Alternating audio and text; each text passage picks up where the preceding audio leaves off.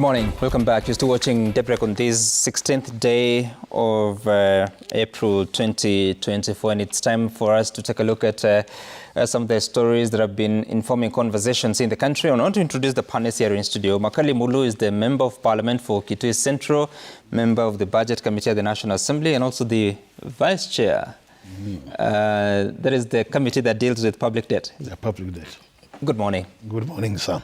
Gladys Boss is the Deputy Speaker of the National Assembly, woman representative of Western Gishu. Good morning. Good morning. Bill Okero is the former Senator of Mandera County, but also very active on matters of the economy. Good morning. Morning. Great. And of course, we're waking up to the main stories on the Daily Nation. You'll see on the front page of the Daily Nation, there's a question about why Atoli is under siege. A combative veteran trade unionist Francis Atoli is between a rock and a hard place, with things starting to align against him from a new push to hold private guards, court to deductions, and a bill seeking to end his long career to criticism over his lukewarm stance on workers' issues from an opposition he dumped after the 2022 election. But then there's the wage bill crisis, push for single payroll. A centralized payroll system for all public sector workers will help weed out wastage through irregular multiple payments to individuals and ghost workers, several state agencies have proposed. And it's the main story at the back page of the Daily Nation. Agencies push for single payroll for public workers. They have come together, the state agencies that is, to find a solution to the public wage bill crisis. The conference started yesterday. It continues up until tomorrow, and it is bringing together the Public Service Commission, the Intergovernmental Relations Technical Committee, Council of Governance, State Corporations Advisory Committee, the Salaries and Remuneration Commission, and so much more, especially from the public sector, to have a conversation on how to push the wage bill to 35% of revenue. This is happening at a time that in absolute terms it has been rising consistently over the past few years. On the front page of the Standard, united by fear factor, it is the story of the Deputy President Rigathi Gachagua and National Assembly Speaker Moses Wetangula said to have held a meeting to discuss government agenda, quote unquote, at a time the two leaders are under political pressure. And Medic's plan weekly protests. And I think I want us to begin by listening to the leaders that spoke at the Bomas of Kenya, that is Felix Koskei and Lynn Mengich, the chairperson of the Salaries and Remuneration Commission, their say on what should happen to the wage bill question. In the year 2018-2019, the country had 865,234 public officers, and this has grown to the current estimates of 953,041 in 2022-2023, accounting for 10% growth over the last 5 years.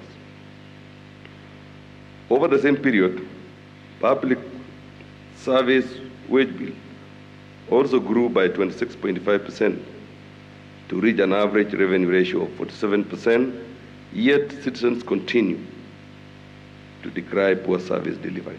Any negotiation for improved salaries, wages, and allowances must be cognizant of economic growth projections and trends. We cannot have systems where employers take action on terms and conditions of employment without having a conversation with those charged with revenue generation and collection. We are very low in productivity. Our output per worker is really, really low. And yet we pride ourselves as having the best talent, which I agree we have the best talent. So that is the conversation we are having. Can we be more productive? All right. Speaking about productivity, but also on questions about more employment. Let me begin with you, Honorable Mulu. And this conversation continues and has continued for as long as the new constitution has existed, since I think around 2013, 2014. Talk to us about what you think. Is there really a solution? Because if you look at the numbers in the public service, has been growing consistently. It's now inching closer to 1 million. And that costs money to maintain them. But then this conversation about 35%, first of all, who came up with a figure of 35% that it should be the maximum revenue going to paying salaries? Yeah, thank you, Sam, for having us this morning. And good morning, viewers. I think this debate about wage bill is a very interesting debate and has been there, as you say, for a long time. And the reason is because the human capital becomes one of the most important factors of production in any sector. So we need to have human beings working so that we grow our economies and also help factories also grow. So what has happened over time is, as you're asking, the issue of that 5% is basically what I would call best practice, that if you are in an organization and you realize that you're paying more than that 5% of your revenue, in matters wage, then automatically you need to be concerned. Now, the challenge we have been having in this country is basically because, as you say, we are already over 35. We are about 47 of our revenue. And what makes it even worse is a situation of where we have a lot of ghost workers, so that you find you are paying a lot of money, but the issue of ghost workers also keeps on coming up every time. I think in one of your news item, I saw the issue of also the former MD museum being taken to court for having spent about 490 million payment to ghost workers. And I'm sure the issue of ghost workers is not new in this country. So the issue is, that's why it becomes a concern. But as you ask now, the question is, how do we sort out this matter? Two critical factors here. One is the issue of the revenue, because they are saying you need not to spend not more than 35% of your revenue, which means if you are able to grow your revenue, then you can easily come back to that 5 without even sacking anybody. And I think one of the things we could be discussing as we continue is, do we have any room to grow our revenue? Because we are now spending slightly above $1 trillion in terms of payment of our wage bill. Straight is above $1 trillion. So the question is, if we are to grow our revenue to about $3 trillion, and we maintain the figures we're having about $1 trillion, we'll still be around 33%. Right. So one part of the debate should be, do we have any strategies to grow our revenue? And is it possible to grow our revenue to the figures I'm discussing? What is the answer? You know the challenges we are facing. As we are discussing currently, even the projected revenue for this financial year, experts have said we are likely to be short by about 300 billion by end of the year, June. Short by about 300 billion. So you can imagine if we were to grow it more by another, because we are projected to grow now to about 2.9 in the coming year. Right. This year was about 2.5 trillion. We are short by about we will be short by about 300 billion. That's the ordinary revenue. Ordinary revenue. But inclusive of the projection was about, in aid would come to nearly 2.9? Yeah, let me put the figures now. Let me give you the figures the way they are. Okay. The projection for this year, the year we are now implementing, was about 2.56 trillion revenue. We are likely to be short by about 300 billion by June, which means we are likely to collect about 2.3 trillion. The projection for the coming year is 2.9 trillion. But the base for that was the 2.5 trillion you are supposed to collect. So automatically we are imagining collecting 2.9 trillion, right, starting with a shortfall of about 300 billion, which means it's a huge challenge. What I'm saying in simple words is that the route of growing our revenue so that we sustain the figures might not be the easy option for the country. So what is the other option? The other option is now to look at what we have as our workers as a public service. And I think the easier route would be if we are able to get rid of all the ghost workers. That would be the easiest way, because ghost workers are not there. Right. So you are not sacking anybody. It's a matter of just cleaning your payroll. And then the other one would be the question of then, do we go and then sack people so that we reduce our wage bill? And that's why I think this conference has a lot of work to do because they must really come up with strategies which are likely to bring us down to where we are. I've also seen the issue of productivity being discussed, that we have very low productivity. But I think productivity is also another different topic which needs to be discussed, because we must ask ourselves, what determines the level of productivity in an economy? There are quite a number of factors, and unless those factors are in place, then we cannot talk about productivity. For example, the work environment. When you say I'm not productive and you're not giving me the right environment to work, the other issue which is critical is work ethics, what I call work culture, our culture in terms of when we go to work. What is our culture? And I'm sure some of us who have been in the civil service and are lucky enough, all this stuff, I think, I'm not sure about the senator, but she has been a public servant. Yep. I've been a public servant. And I can tell you for sure that the work environment in the civil service might not be able to push to the productivity to what the CRC chair is saying, because there are challenges. Issues of technology, issues of communication, issues of motivation. So to me, I think this issue of wage bill has been a very interesting topic to discuss.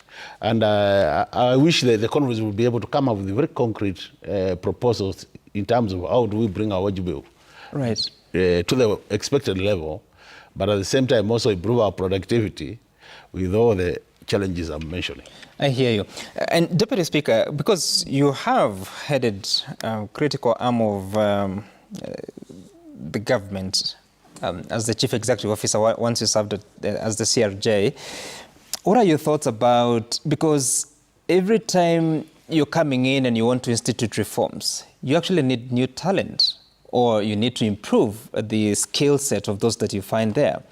How do you do that while containing the wage bill, but at the same time ensuring efficiency, which sometimes may also come at a cost? I think, thank you, Sam. But I think when you look at generally the workforce, Kenyans don't have a problem with employing people and having people, at a certain job. I think what Kenyans have been demanding is for performance. Performance is the biggest challenge. My experience at the judiciary, for example, is that people were frustrated by the amount of time court cases take. You find somebody telling you, my matter has been in court for the last 10 years.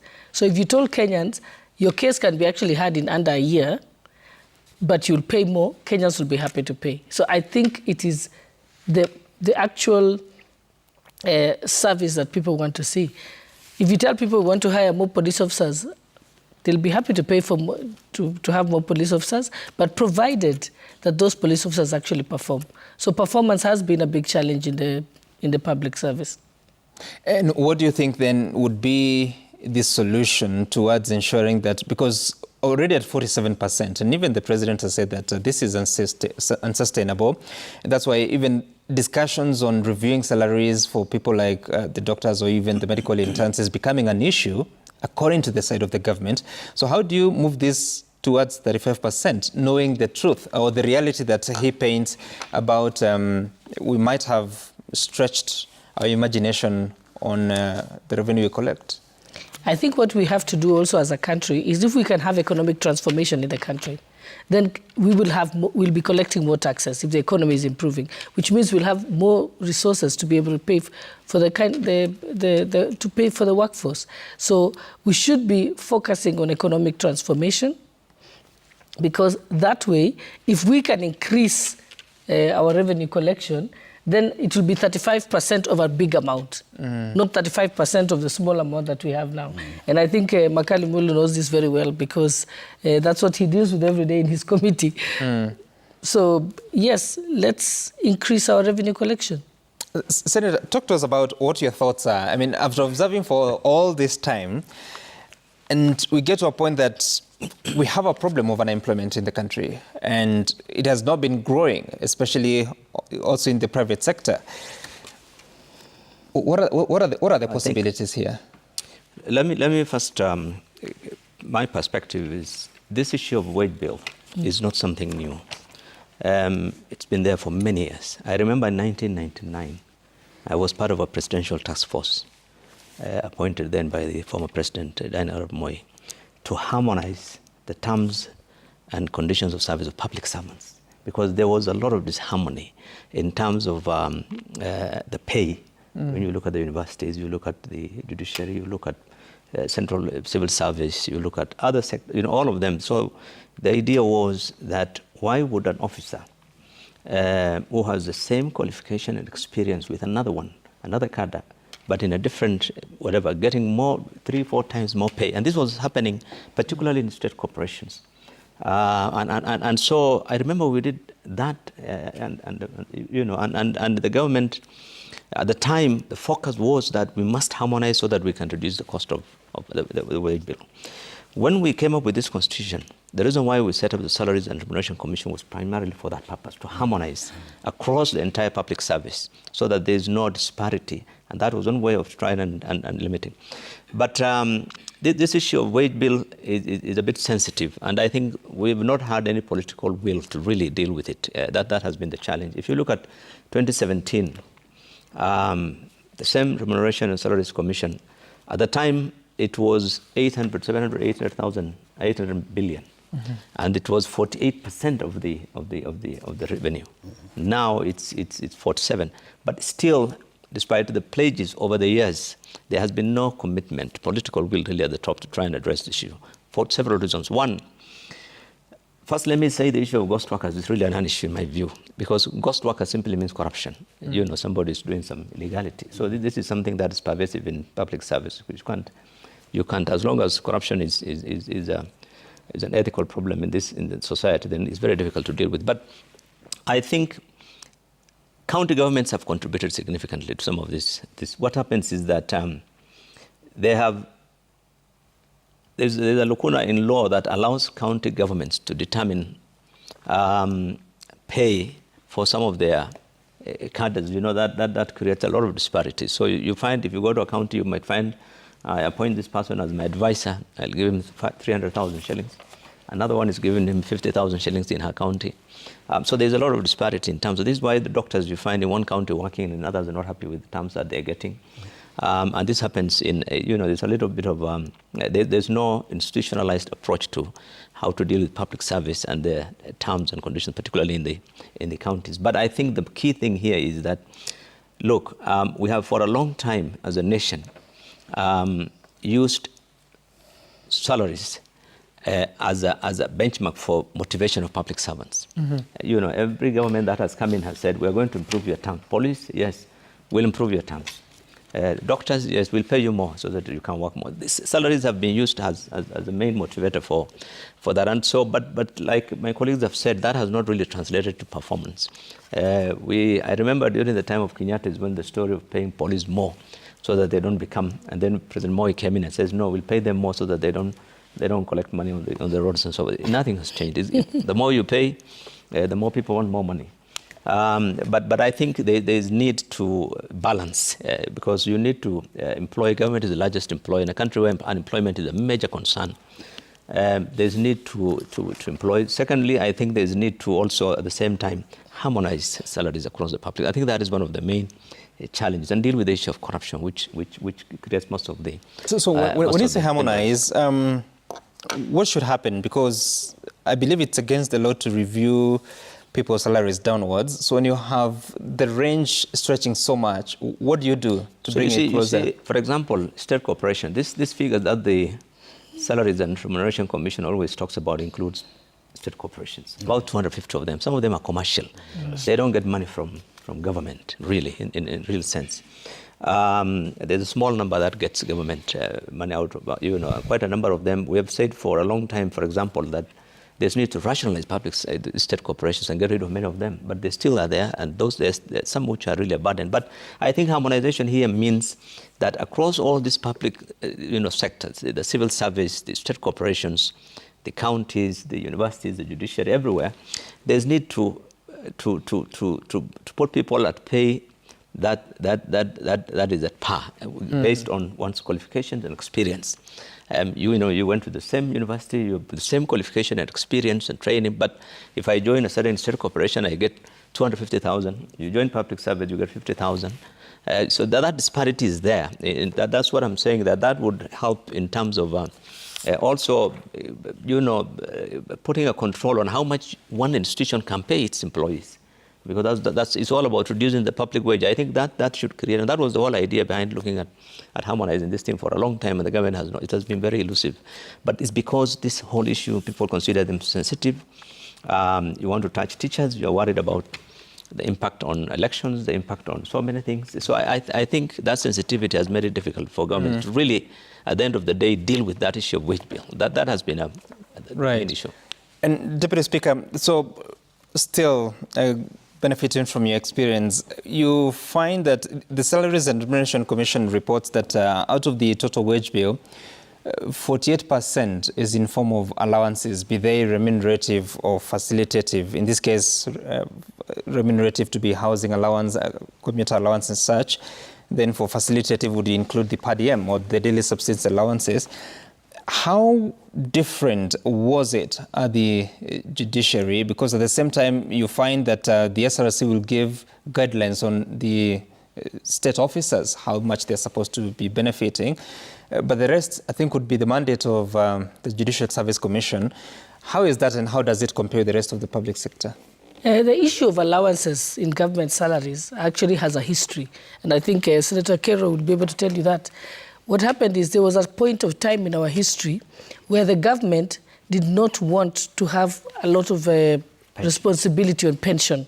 So what they did is, instead of increasing your basic salary, because remember your pension is pegged to pay your basic salary.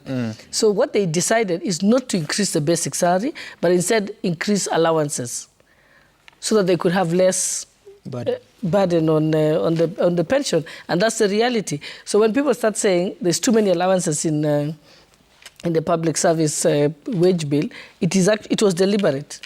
So there's no other logic about it. So they decided, okay, instead of increasing your salary, we'll give you house allowance. Then we'll give you responsibility allowance. Then they'll give you, all sorts of other allowances. So that's the history behind it. So I think it's not because there's too many allowances, it's just that they decided that a big portion of your salary will be allowances, just to protect the government from the inability to pay pension. And if you remember, there was a time they increased the retirement age to 65. There was a time it was 50. It was 55? It was 55 to 60. 55 to 60. To 60, and it was because at that time, government was not able to pay pensions. Right. Many people would have retired. So what they did is increased the retirement age so that they could at least postpone the need to pay pension. So there's a historical issue about it, which we don't discuss it, and it has come to haunt us now. Yes. But on that particular question about, and sorry, I know you don't work there anymore, but from your experience on how it would compare, the salary structure would compare to the rest of the public sector? I remember when I was at the judiciary, one of the issues that the judges had against me was because when I got there, the only people who were highly paid were the judges, because they were lawyers. But then you'd find that the director of ICT would be paid very low. So eventually, when I got there, we put in a human resource structure that said that the director of ICT, director of human resources, director of finance is equivalent to a high court judge. And the judges were offended because they wondered why we were paying.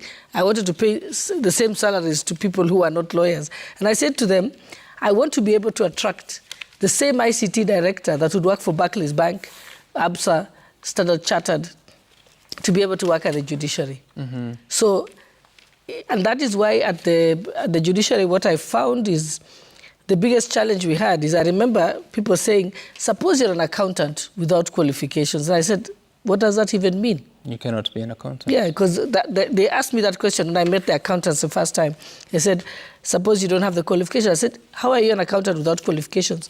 But it had gotten to a point where the judiciary could not attract qualified accountants because they paid them very low, because everybody else was paid less than the legal profession in the institution. And I'm glad that we were able to change that.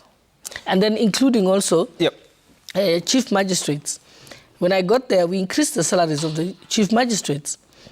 And I told people, if a chief magistrate, somebody has been a chief magistrate for 20 years, they can earn even higher than a high court judge. Why? You should be able to, incrementally increase their salary, because I didn't know, I said we have to create a cadre of professional magistrates. You don't want people moving from being a magistrate to a judge just because they want a salary increase. So if you pay them well, then you can retain people at the magistracy. And remember, 80% of justice is dispensed at the magistracy level. So it's what he is talking about is that being able to rationalize the salaries and being able to make sure that people of equal level in a different institution are earning the same. But that is where the challenge is. You see now, when you adjust Director ICT and Director Finance in judiciary, you put him at a certain level. And a person who has similar qualification and experience, Director of Finance in Ministry of Education, or Director of ICT in another government does not get that. And there's huge disparity. This is where this is why really harmonizing these things would really make sense, so that then we have people.